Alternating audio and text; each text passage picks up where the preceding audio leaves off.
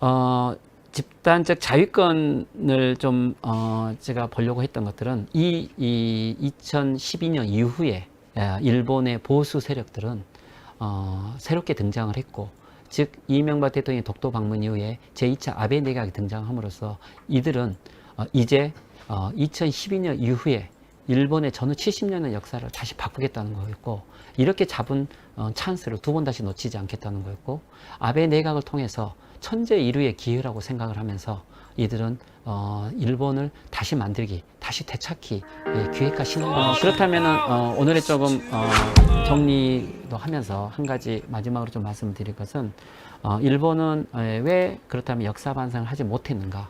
이 부분을 좀 전후에 한번 생각을 해보면요. 즉, 한국과 일본이 하나의 공동 운명체로 세트화되어 있는 와중에서 결국 일본과 한국은 역사 문제를 해결을 했어야 되는 건데, 즉 일본은 약 3번의 역사 반성을 할 수 있는 찬스가 있었음에도 불구하고 이것을 놓쳤던 이 과정에 대해서 좀 한번 보도록 하겠습니다. 즉 먼저 가장 큰 일본이 역사 반성을 할 수 있었던 과정이 이 도쿄 재판인데, 이 도쿄 재판은 구체적으로 어떠한 재판이었는가, 좀 이것을 한번 볼 필요가 있는데요. 포츠담 선언을 수락을 했죠. 포츠담 선언을 일본은 수락을 했고, 여기에서는 전범 재판을 받고 또 배상을 하도록 돼 있었죠.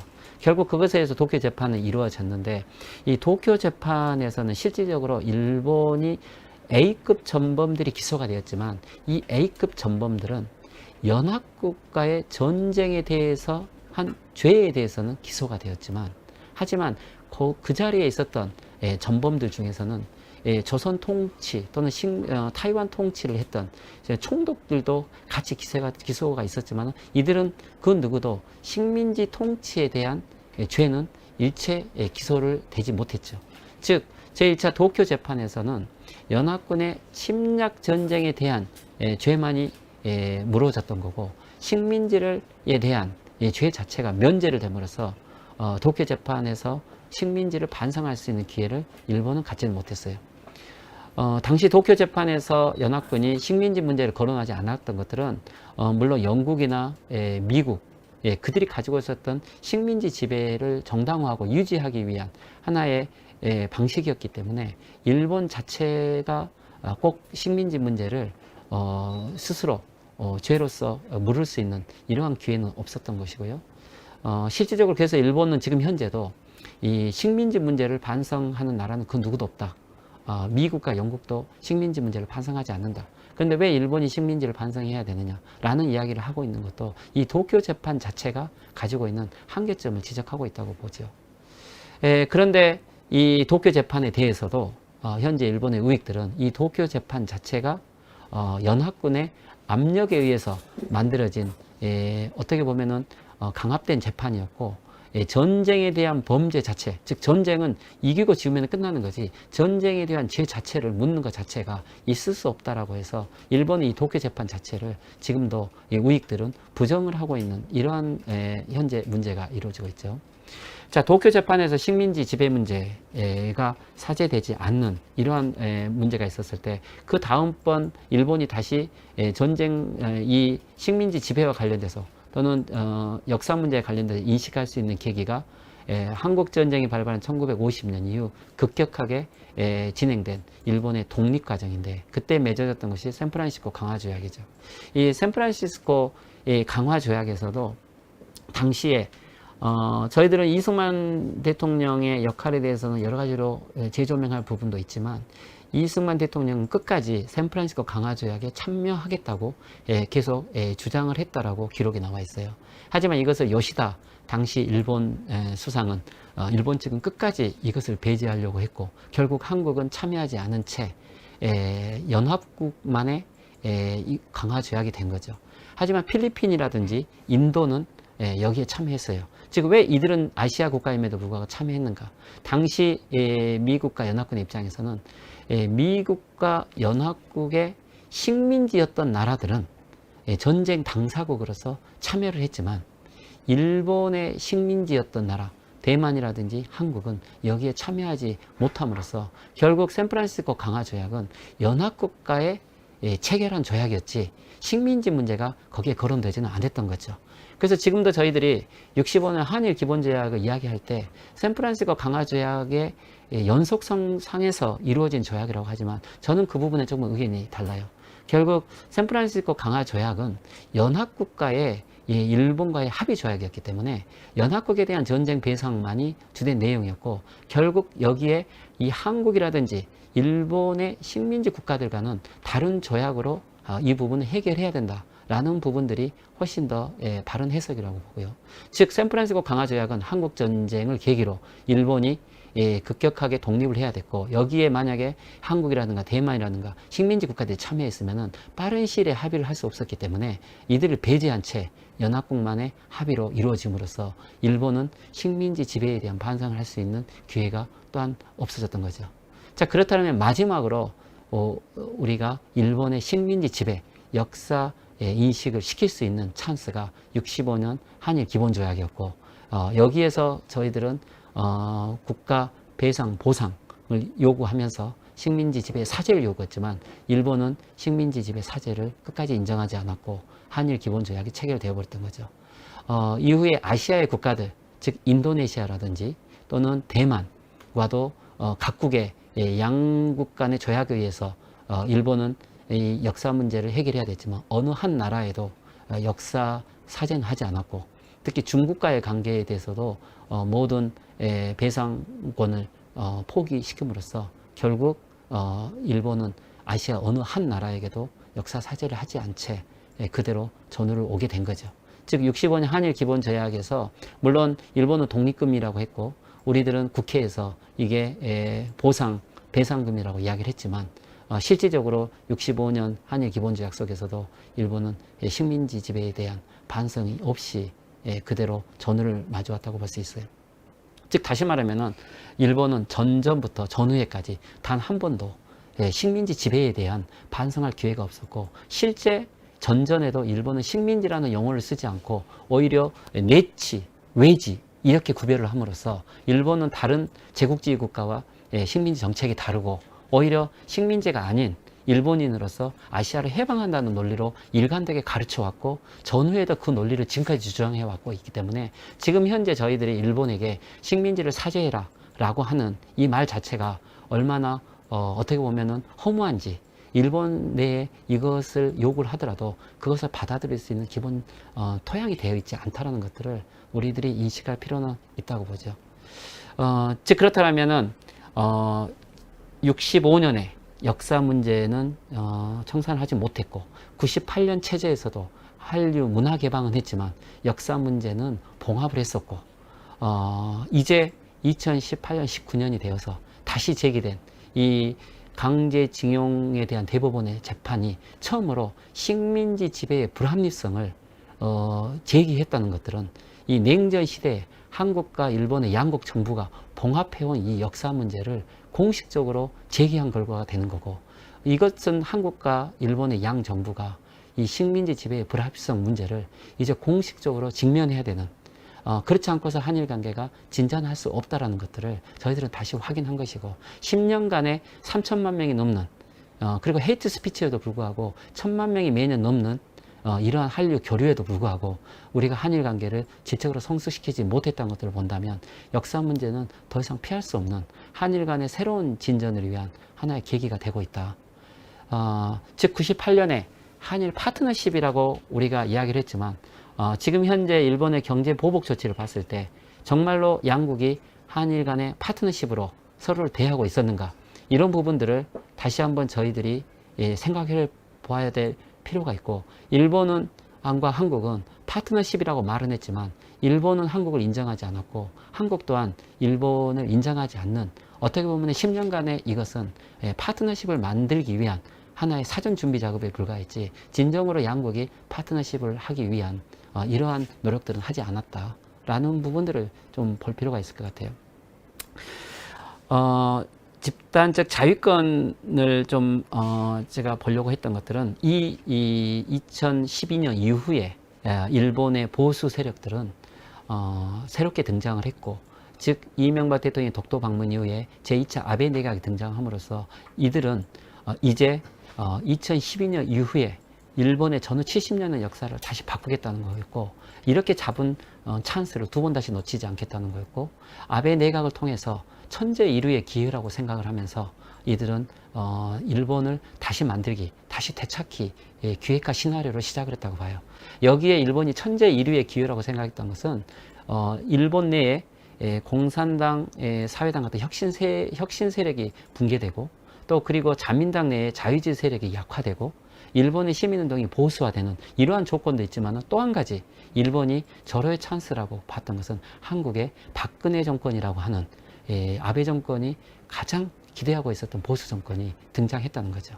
65년에 한일 조약을 만들 수 있었던 것도 박정희라고 하는 일본과 네트워크를 가지고 있는 한국의 보수 세력이 등장했기 때문에 가능을 했던 것이고, 이 박근혜 정권의 등장과 아베 내각의 성립은 아마도 미국이 동아시아에 미국의 보수 체제를 완결시킬 수 있는 찬스였다고 보는 거죠. 실질적으로 이 시기에 많은 것들이 이루어지고 있었던 거고, 여기에 일본의 이 기획을 했던 것들이 일본 회의라고 하는 저는 정치 조직이었다고 봐요. 일본 회의에 대해서는 제가 다른 데서도 설명을 하고 또 최근에 한국에서 유행하고 있기 때문에 구체적으로 설명을 드리지 않겠지만은, 일본 회의는 뭐 간단하게 말씀드리면 전후 일본에서 혁신 세력과 일본 내에 자유주의 보수 세력이 존재했었던 시기에 일본의 정통 보수, 즉 구구 보수들은 목소리를 낮추고 있었지만은 그 명맥은 유지를 해왔죠. 두 그룹이 있었는데, 하나는 전전의 즉 퇴역 군인들 또는 전전의 구구주의자들, 문학가들, 이들이 중심으로 해서 일본을 지키는 국민 모임이라는 하나의 세력으로 계속 유지했었고, 또 하나는 일본에서는 신토, 신사, 진자, 전국 총본산이 하나의 보수적인 세력인데, 이들은 일본을 지키는 모임이라고 하는 우익 종교 세력을 가지고 서로 두 뿌리로 전후 일본의 보수 세력의 명맥을 유지했었죠. 그런데 이들에게 가장 결정적으로 보수의 위기의식을 주게 만든 것들은 이게 93, 4, 5년이 이들에게는 하나의 분기점인데, 먼저 93년은 한국에도 잘 알려져 있지만 코노의 당시 관방장관이 담화를 발표해서 일본군 위안부 문제에서 처음으로 사죄를 했죠. 그리고 94년에는 무라야마 사회당 내각이 등장을 했고, 그리고 95년에 무라야마 담화가 발표됨으로써 전전에 일본의 제국지 침략 전쟁을 일본 수상이 처음으로 사죄를 하는 이런 일이 발생을 하게 된 거죠.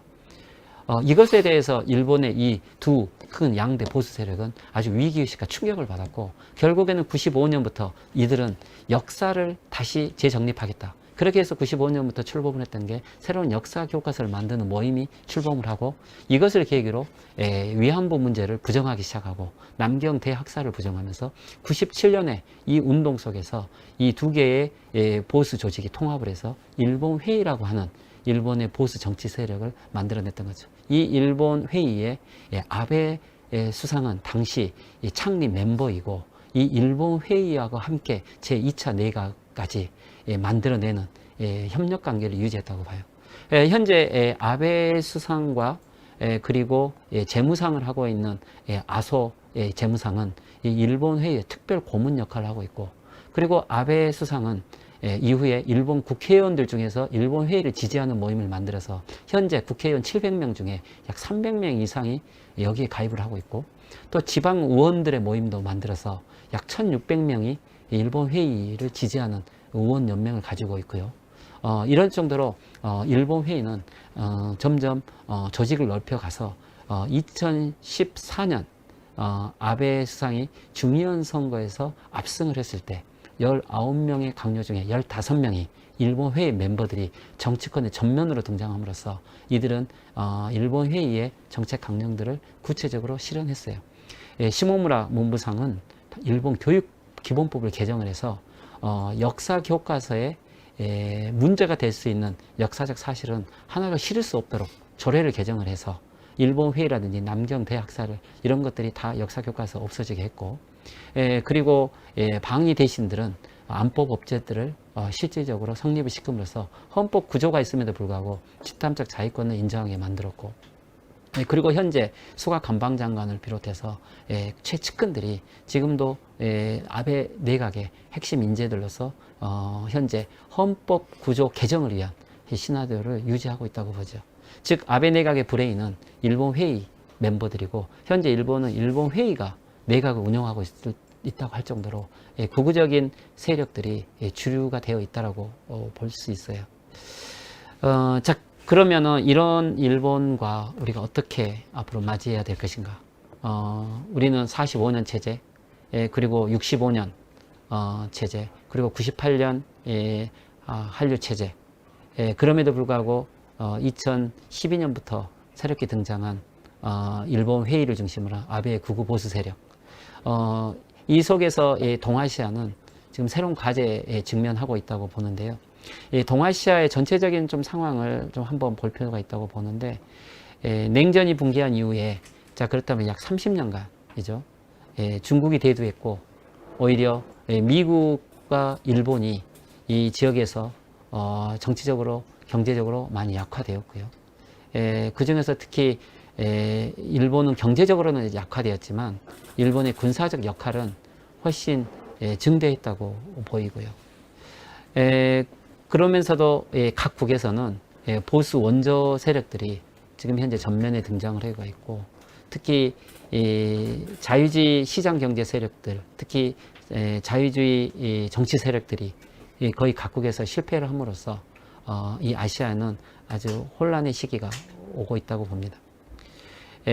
특히 이 한국과 이 북한 또는 미국과 북한의 남북 화해 움직임도 커져 있음으로써 일본은 한반도의 새로운 변화 속에 아주 위기의식을 가지고 있는 것이 사실이고요. 그렇다면은 이 현재 한반도의 긴장 완화가 일본의 보수에게 있어서는 새로운 위기의식을 가져오고, 이들이 이 한반도 위기 속에서 일본 내에 자신들의 정치 기반을 지속해 가고 있는 하나의 토양이 되고 있다고 봐요. 그럼에도 불구하고 일본은 역사 반성이 없는 상태 속에서 이제 군국주의 또는 보수 국위 세력이 주류 정치 세력이 되어 있기 때문에 일본과 중국과의 대립이라는 것도 피할 수 없는 하나의 장래의 정치 시나리오가 될 것 같고요. 또 한반도 분단 프로세스가 만약에 실패를 한다면 이 보수 세력들은 제2의 이 한반도 한국전쟁을 기획할 수 있는 이러한 정치 토양이 되고 있다고 보고요.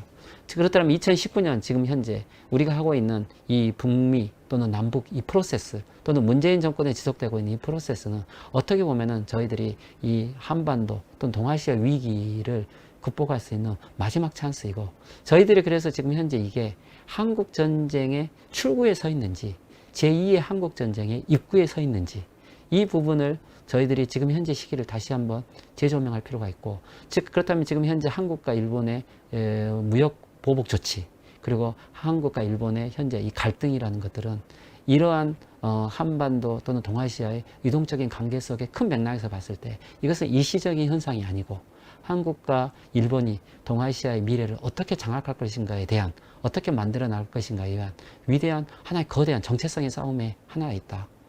이러한 맥락 속에서 저희들이 일본과 어떻게 직면해야 되는가, 그리고 일본을 어떻게 좀 더 분석해야 되는가, 이런 부분들을 함께 앞으로 좀 더 고민해보고, 그리고 구체적인 몇 가지 더 과제들을 통해서 이것에 대한 문제의식을 심화시키면서 그것에 대한 새로운 대안도 함께 모색해 보았으면 좋겠습니다. 오늘은 조금 큰 문제제기였는데 전후 한일 관계를 좀 이렇게 정리하도록 하고요. 좀 너무 큰 이야기도 하고 정리되지도 못하고 그래서 좀 알기 어려운 내용도 있겠지만은 한홍구 교수님께서 잘 정리해 주실 거라고 보고 일단 오늘은 이 정도로 하겠습니다. 네, 감사합니다.